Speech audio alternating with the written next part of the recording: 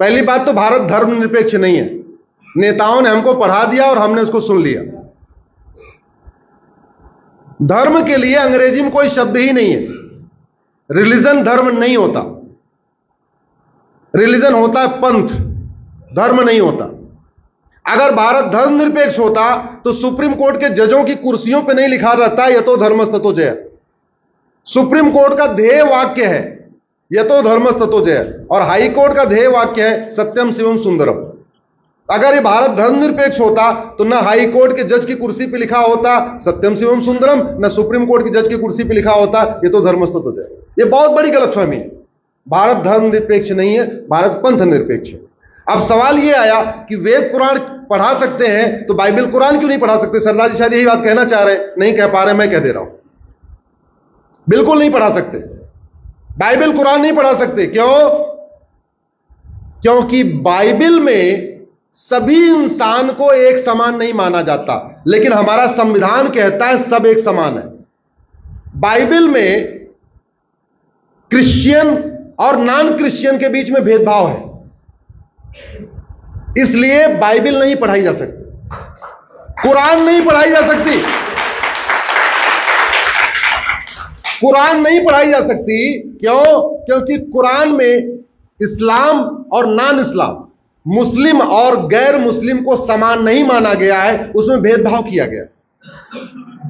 वेद पुराण यह नहीं कहता है कि आप, वो कहता ही नहीं है कि आप सिख हो कि जैन हो कि हिंदू हो कि मुस्लिम, कुछ नहीं कहता। वो तो कहता है अष्टांग योग का पालन करो, यम नियम का पालन करो, स्वाध्यायी बनो, सदाचार करो, इस तरीके की बातें हैं।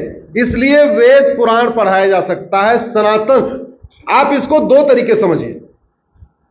दुनिया में 1100 रिलीजन है, अगर भारत के परिप्रेक्ष्य में देखें तो दो तरीके, भारत में दो तरीके के रिलीजन है। एक इंडियन ओरिजिन रिलीजन, एक फॉरेन रिलीजन। एक वो रिलीजन है, रिलीजन और धर्म में सरदार जी, अब आप, अरे सरदार जी सवाल पूछ लिया, जवाब नहीं सुन रहे हो। हाँ, आपने पूछा, सुन तो लो। भारत में दो तरीके के पंथ हैं, रिलीजन है, धर्म नहीं। धर्म तो पूरी दुनिया में एक ही है, सनातन धर्म। दो तरीके के पंथ हैं, एक इंडियन ओरिजिन के रिलीजन, एक foreign religion. Sikhism, Jainism, Buddhism Bharat में शुरू हुआ, इसको कहते हैं इंडियन रिलीजन। क्रिश्चियनिटी, इस्लाम, ये फॉरेन में हुआ, इसलिए इसको कहते हैं फॉरेन रिलीजन। और इंडियन रिलीजन और फॉरेन रिलीजन में अंतर क्या है समझिए। Indian religion, Jain, Buddhism, Sikhism और हिंदुज्म में महिलाओं को बहुत सम्मान दिया गया है, महिलाओं को पूजनीय रखा गया है।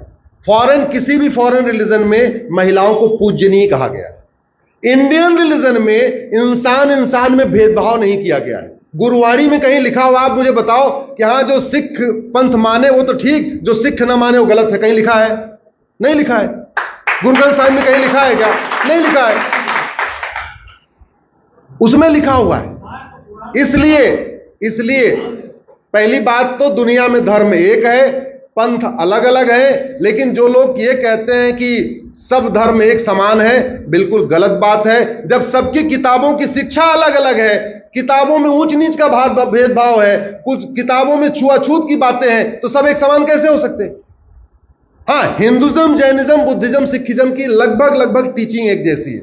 न किसी में धर्मांतरण करना सिखाया गया है, न किसी को यह सिखाया गया है कि जो न माने उसको कत्ल कर दो। कहीं ये नहीं लिखा गया कि जो नहीं मानता उसको कैसे भी करके धोखा दे के, लालच दे के, प्यार से उसको कन्वर्ट करके लाओ। न गुरु ग्रंथ साहिब में लिखा है, न कहीं जैनिज्म में लिखा है, न बुद्धिज्म में लिखा गया, न सिखिज्म में लिखा है, न सनातन धर्म में लिखा गया। इसलिए भारत धर्म निरपेक्ष नहीं है, भारत पंथ निरपेक्ष है। और ये बातें इसलिए नहीं पता है क्योंकि हम लोगों को, इसलिए वेद पुराण को पढ़ाना जरूरी है।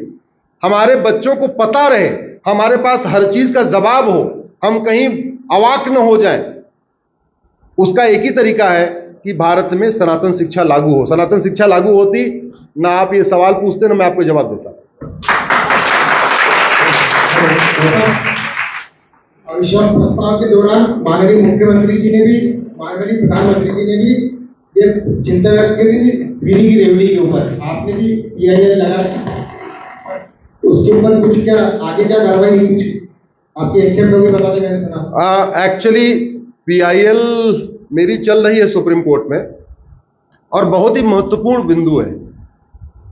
इस समय राज्यों पे 1.5 लाख करोड़ का कर्जा है।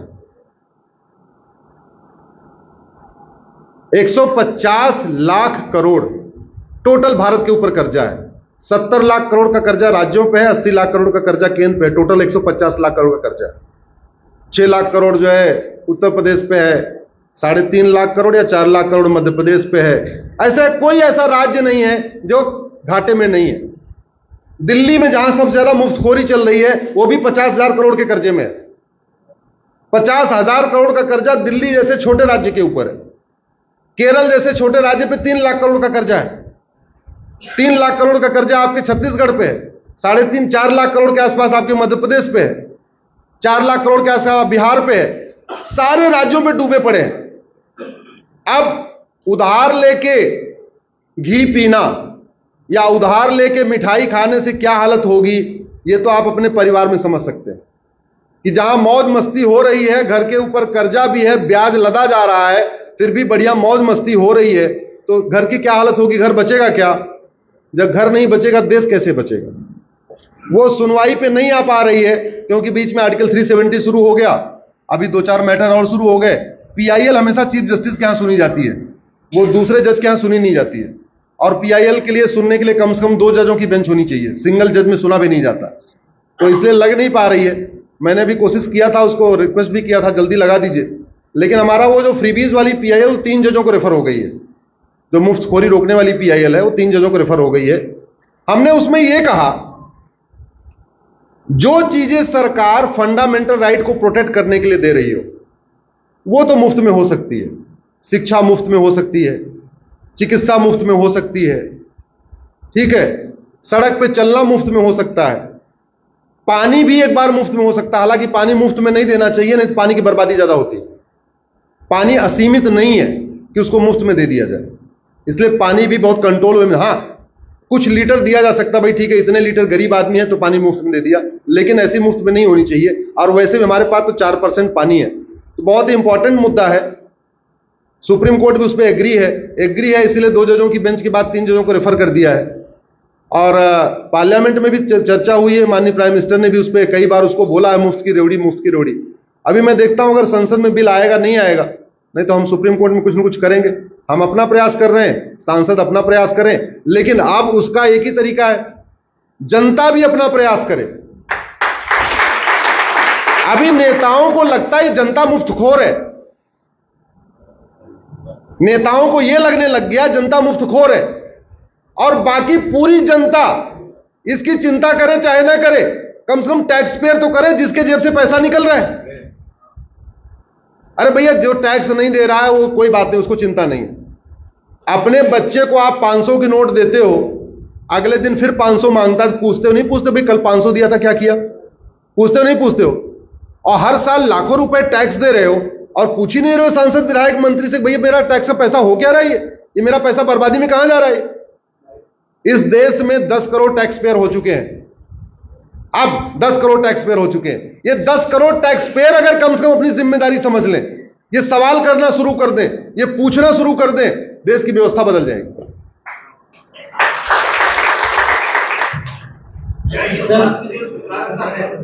चाहे वो मुख्यमंत्री योजना हो चाहे प्रधानमंत्री योजना हो, योजना को नीचे तक लाया तो जाता है, लेकिन कुछ ऐसे लोग भी हैं हमारे बीच में है वो तो उसके पात्र न होते हुए भी उसका लाभ उठाते हैं।